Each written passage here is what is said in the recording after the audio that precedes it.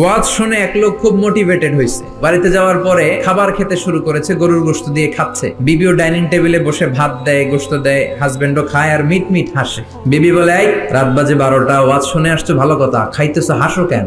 স্বামী বলে, হাসি কারণ হচ্ছে তোমার গরুর গোশতটা আজকে এত মজা হয়েছে না, আমার জীবনে এত মজার গরুর গোশত কোনোদিন খাই নাই। গরুর গোশত মজা হয়েছে শুই না, বিবি তো তেলে বেগুনে জ্বলে উঠছে। কি, গত 10 বছর ধরে তোমার রান্না করে খাওয়াইলাম, একদিনও রান্নার প্রশংসা করলা না, আর আজকে পাশের ঘরের ভাবি এক বাটি গরুর গোশতের তরকারি পাঠাইছে। ভাবি এক বাটি তরকারি পাঠাইছে, এই জন্য রাত্রে আর রান্না টান্না চুলায় বসাই নাই, ওই তরকারি দিয়ে খাবার দিছি। ওই বেডির রান্না তোমার এত ভালো লাগছে, খাও জন্মের খাওয়া, আর রান্ধুম না।